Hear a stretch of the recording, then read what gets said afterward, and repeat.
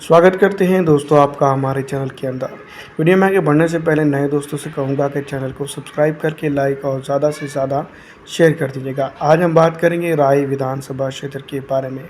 मोहन लाल बदौली यहाँ पर जो तो पिछली विधानसभा चुनाव के दौरान जीत दर्ज करने में कामयाब हुए थे। मैं आपको बता दूँ उन्होंने 45,377 वोट हासिल किए थे। वहीं कांग्रेस जय तीर्थ धाइया जो है तो सेकंड नंबर की पोजीशन पर रहे थे, जिन्होंने 42,715 वोट हासिल करके जो है तो सेकंड नंबर की अच्छी खासी पोजीशन बनाई थी।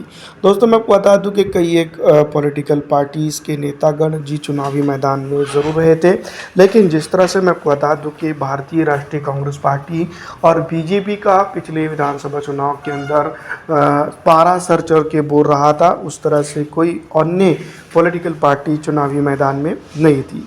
मैं आपको बता दूं कि पिछले विधानसभा चुनाव और अब के विधानसभा चुनाव के अंदर अगर हम देखते हैं तो कई एक तुलनात्मक स्थितियों का बदलाव हम यहाँ पर महसूस कर सकते हैं।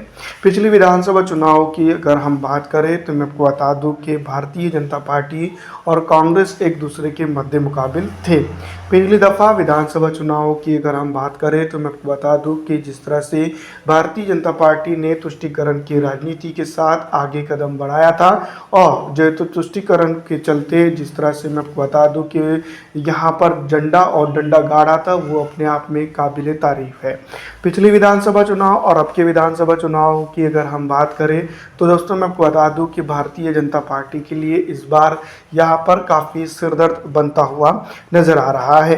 पिछला विधानसभा चुनाव में भारतीय जनता पार्टी एक मजबूत तरीन हरीफ के तौर पर चुनावी मैदान में उतरी थी, लेकिन इस बार विधानसभा चुनाव काफ़ी जो है तो मैं आपको बता दूं कि भारतीय जनता पार्टी के लिए एक टेढ़ी खीर की तरह से दिखाई दे रहे हैं, जिसको हम यूँ भी कह सकते हैं कि पिछले 10 सालों के अंदर या फिर यूँ भी हम कह सकते हैं कि पिछले 5 साल के अंदर जिस तरह से एंटी इनकम्बेंसी अब जो है तो जनता उसको समझ चुकी है।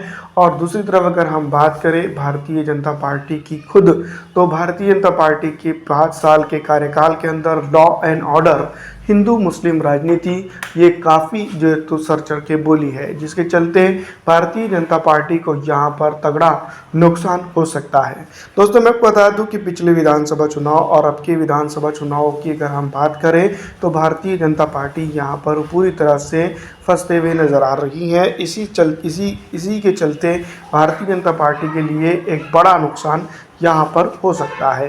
पिछले विधानसभा चुनाव की और अब के विधानसभा चुनाव की अगर हम तुलनात्मक स्थितियों का जायज़ा लेते हैं तो भारतीय जनता पार्टी यहाँ पर पूरी तरह से विफल नज़र आ रही है। फिलहाल इस वीडियो में इतना ही।